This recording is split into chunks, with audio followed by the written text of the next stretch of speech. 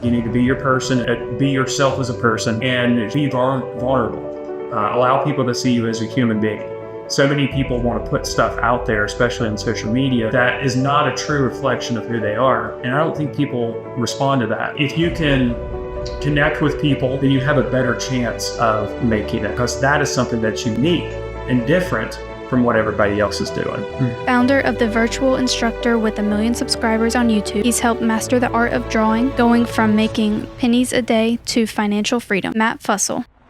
It doesn't make sense how people are like, oh, I can't wait for the weekend. Yeah. It's like, I don't want to be that way. I want to wake up Monday and I'm like, it's an awesome day. It doesn't. Right. I'm not saying that partying or stuff like that, but just like every day almost feels like the weekend, because either you do what you love, or your schedule's not as, you don't have to be there at 7 a.m. so don't work till 5. Yeah. I've learned the most valuable thing that we have in life is time.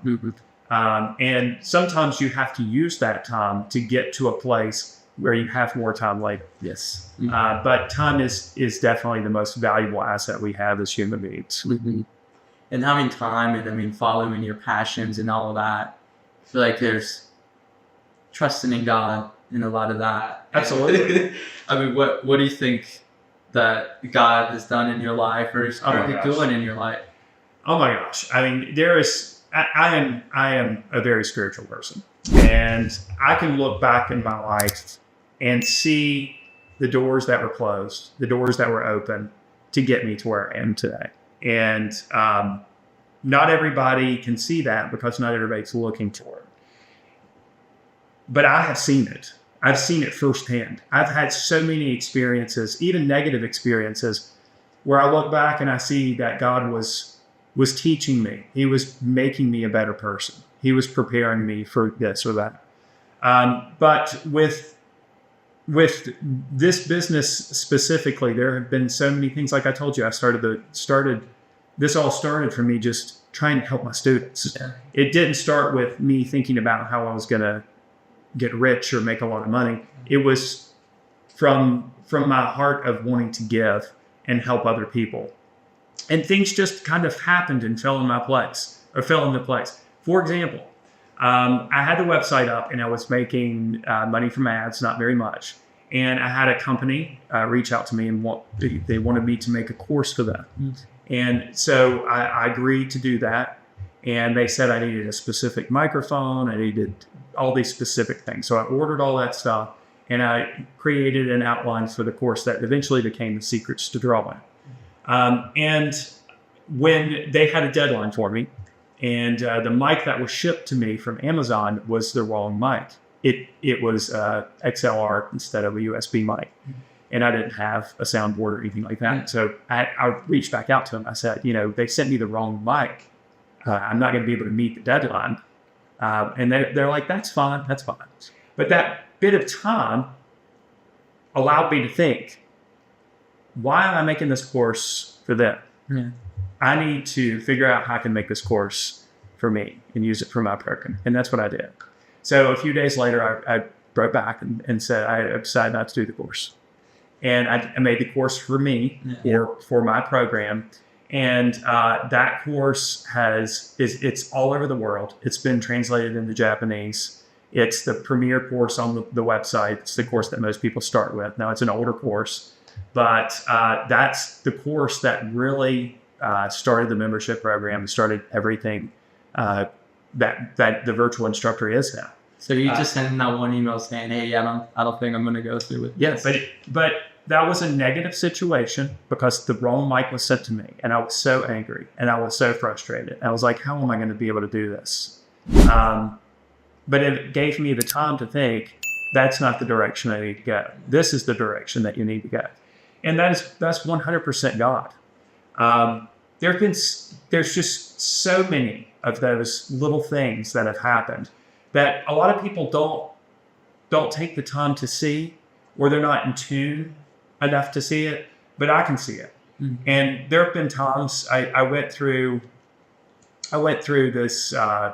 this thing with my pelvic floor, and I can go through all of this story with you, but it is really long, where I was working all the time. I was producing all kinds of content, and I had a kidney stone, I had an issue with the surgery, and I developed this chronic condition called chronic pelvic pain syndrome. Frankly, it's terrible. It's awful. From that condition, I could not sleep. I didn't sleep for probably 3 or 4 months. I mean, I would sleep maybe an hour each night. Wow. I felt like I had to use the bathroom constantly, 24 hours a day. It was absolute torture. It was the darkest period of my life. But during that time, I had to back off. I couldn't work. I couldn't sit and work. I needed to stand all the time. And that whole situation, although it was the darkest period of my life, has made me realize I don't have to work all the time. I don't have to produce all the time. I can relax. I can enjoy the life that I have. And that's a valuable lesson, because without that, I may not even be here right now. I may have had a heart attack or anything like that, or something like that. So those things happen in people's lives, and a lot of times people get sour, and they don't really see the big picture, but God always sees the big picture, and God knows what's best for us. And so when I get in situations like that, I have to just keep reminding myself that there is good in this somewhere. God's working for good for me in this situation. But there have been tons of those situations. There are countless situations that have brought me to where I am today, that have brought me my wife, my wonderful kids, things outside of the business that have brought me to where we are sitting right now. So, At Juliant, we're with you at every milestone, and your brightest dreams never have to fade. At Juliant, we help you shine. That's brighter banking. Juliant Federal Credit Union. Yeah, and I struggle with that sometimes. I mean, especially when I did real estate. I mean, 8 months without pay. And while you're going through it, you're like, why is this happening? Right. Because I had stuff, and if it worked out, I would have been all right. Right. But none of it worked out. Right. But because it didn't work out, something came into my mind. God, right. I didn't think to make this podcast. I mean, right. And I try to pray about it a lot, and I say, like, I still try to, and I'm like, if you don't want me doing this, just close the doors. Yeah. But the opposite kind of seems to happen. Yeah. And then there's sometimes where I'll reach out to someone out your back, and I'm like, you know what? It's all right. Right. Maybe I'm not supposed to interview. Maybe it's not the right time. Sure. Maybe I need to wait. Yep. Whatever that may be. But could you talk a little bit about, give a 1-minute elevator pitch on how, if someone wanted to start YouTube, and how to either scale it up, and how they can reach out to you? Sure. Well, when I started YouTube, it was pretty much the Wild West. I think I started posting videos maybe in 2009, somewhere around that period. And honestly, I didn't think about YouTube as really anything. I was just putting videos. I remember I would record a video either before school or after school, and then upload that video when I got home. And the video quality is terrible. Absolutely terrible. But during that time, YouTube wasn't nearly what it is now. It was basically a place where people put up really silly videos of like cats and stuff. That's where all that stuff started. I don't even think they had a partnership program when I first started putting videos up. I'm not really sure, but it was clearly different. So I was one of the first people to put art videos on YouTube many, many years ago.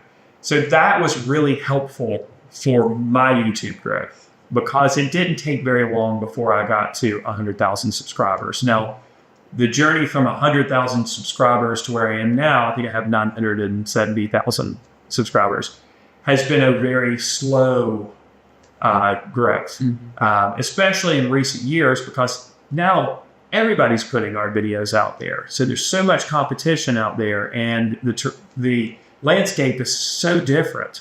Now it is truly a grind to make it on YouTube. People are expecting high production value.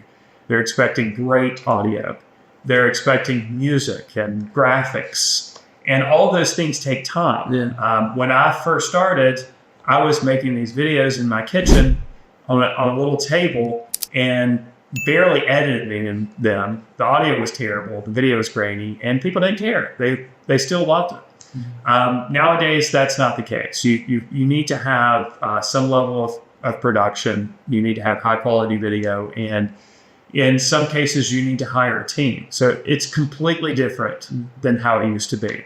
But that being said, if you want to make it in any arena, not just YouTube, anywhere on the internet or in any business, you need to create something that's unique, that's different from what everybody else does. And you need to do it in a way that's better than other people. And that can be a real struggle for people to come up with because there's so much out there today. But there are still ways to do that.